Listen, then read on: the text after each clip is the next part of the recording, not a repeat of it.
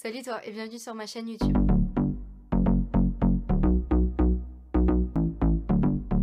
J'espère que chez toi tu vas bien. Aujourd'hui on se retrouve pour une nouvelle vidéo et aujourd'hui on va rester dans une atmosphère un peu paranormale, un peu étrange, etc. Puisque le livre dont je vais vous parler et la série dont je vais vous parler aujourd'hui vont être vraiment dans cette atmosphère et dans ce registre là. Du coup je vous laisse avec. Je vais commencer par vous parler de Stranger Things, qui est une série américaine qui est diffusée depuis juillet sur Netflix. Donc je pense que vous en avez sûrement entendu parler puisque c'est vraiment le phénomène de cet été. Cette série a été créée par les frères Duffer qui sont donc Matt et Ross Duffer. La saison 1 est sortie sur Netflix en juillet 2016, donc enfin en juillet dernier quoi. Il y a 8 épisodes dans la saison 1 et vu que cette saison 1 a fait, vraiment il y a eu un énorme succès, ils sont en train de parler d'une seconde saison, mais je pense que ce sera pas pour maintenant.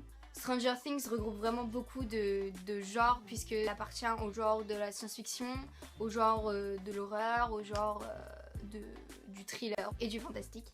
Donc en gros l'histoire ça se passe en 1983 à Hawkins en Indiana où il y a 4 enfants qui, je sais pas trop quel âge ils doivent avoir aux alentours de 12 ans, entre 10 et 12 ans je pense. Ces 4 enfants s'appellent Will Byers, Mike Wheeler, Destin Anderson et Lucas Sinclair. Ces 4 enfants sont vraiment les 4 meilleurs amis du monde. Ils sont toujours fourrés les uns chez les autres. Et en fait l'intrigue commence à partir du moment où Will, donc l'un des 4 enfants, va disparaître mystérieusement. À partir de cette disparition, la ville va être victime de beaucoup de phénomènes paranormaux, un peu chelous, tout ça. Donc il va y avoir d'autres disparitions, il va y avoir une autre enfant qui va apparaître, on ne sait pas trop où, c'est un peu bizarre. Et ça va être plein de phénomènes comme ça, vraiment étranges. Moi j'en suis à l'épisode 5, il me reste 3 épisodes du coup. Et au début on comprend pas trop.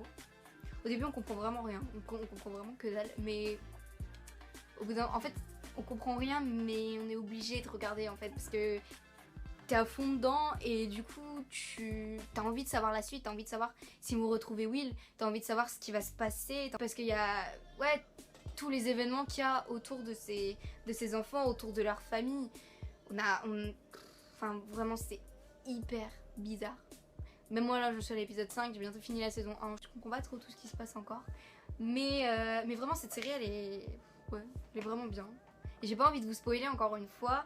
Donc qu'est-ce que je pourrais vous dire d'autre? Parce qu'en fait les épisodes sont hyper longs. Et en fait il se passe plein de trucs. Il se passe vraiment beaucoup de choses. Genre c'est 48 minutes mais on s'ennuie jamais. En fait il y a toujours quelque chose qui retient notre attention. On peut pas s'endormir devant Stranger Things par exemple. C'est impossible. Déjà tu flippes ta race donc tu peux pas dormir devant Stranger Things. Et tu peux surtout pas dormir après non plus. Mais en plus il se passe plein de trucs et il faut vraiment que tu regardes parce que sinon t'es complètement paumé. Ce que j'aime vraiment dans cette série c'est tout d'abord mon personnage préféré c'est le personnage de la fillette qui va apparaître. Donc c'est pas trop où etc. On comprend après par la suite. Mais vraiment son personnage il me fascine. Genre, ce que j'aime beaucoup dans cette série c'est vraiment le mystère. Parce que il y a plein de trucs qu'on comprend pas, il y a plein de trucs qu'on sait pas. Le fait que j'en sois déjà presque à la fin de la saison, mais qu'il y a plein de trucs que je sais pas encore et que je pense on va le découvrir au bout d'un moment, j'espère. Non, franchement, le concept de la série est vraiment top. J'aime beaucoup.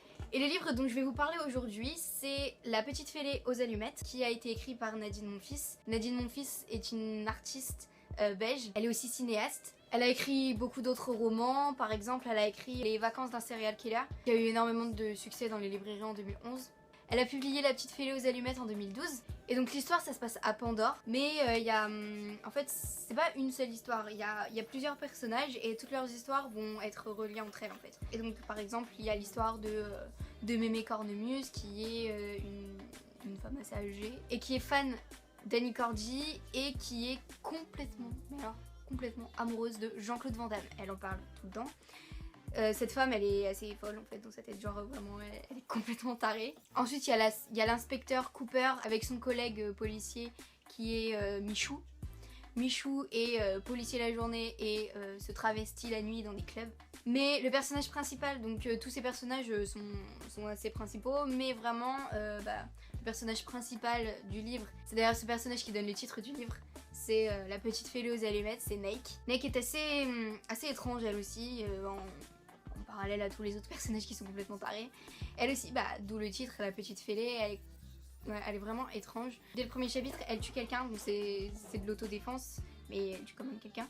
Et quand elle rentre chez elle, elle vit avec sa grand-mère, et quand elle rentre chez elle, elle découvre que sa grand-mère est morte dans son sommeil en fait. Sa grand-mère était allongée dans son lit, et elle tenait une boîte d'allumettes dans sa main. Donc Nake, elle prend la boîte d'allumettes, et à partir de là, à chaque fois qu'elle va allumer une allumette, elle va avoir des visions d'assassinats de petites filles qui vont être déguisées en personnages de contes. Donc il y a par exemple Blanche-Neige ou le petit chaperon rouge. Et là où ça commence à devenir inquiétant, c'est quand le lendemain, dans les journaux, elle apprend que les meurtres dont elle a eu les visions sont vraiment arrivés. Donc à partir de ce moment-là, elle va essayer de comprendre pourquoi, etc. Ce que j'ai vraiment adoré dans ce livre, c'est tout d'abord le personnage de Mémé Cornemuse. Franchement, elle est énorme. Genre, elle est hyper drôle, elle est complètement folle, mais genre elle est vraiment folle.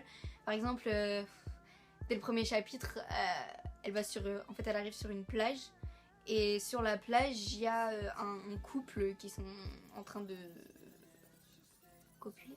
Elle va arriver, elle va leur parler comme si de rien n'était, et ce qui va un peu énerver la femme, puisqu'elle est un peu occupée, et il y a une vieille comme ça qui arrive et qui l'interrompt. Sauf que le fait que la femme s'énerve, ça plaît pas du tout à Mémé Cornemuse, qui décide de la tuer, tout simplement. Donc le mari dans tous ses états, mais qui a l'air de le prendre pas si mal que ça en fait. Donc non franchement ce livre il est complètement barré. Et surtout son personnage à elle, et franchement c'est vraiment ce que j'ai adoré. C'est ultra bizarre, mais c'est ultra bien. Et vraiment, même l'intrigue en elle-même, en fait, j'ai adoré l'intrigue en elle-même. C'est assez différent de ce qu'on peut voir dans les autres livres. En plus, bah, la petite fêlée aux allumettes, ça rappelle un peu le conte d'Anderson. D'ailleurs, ils en parlent dans le livre du conte d'Anderson de la petite fille aux allumettes.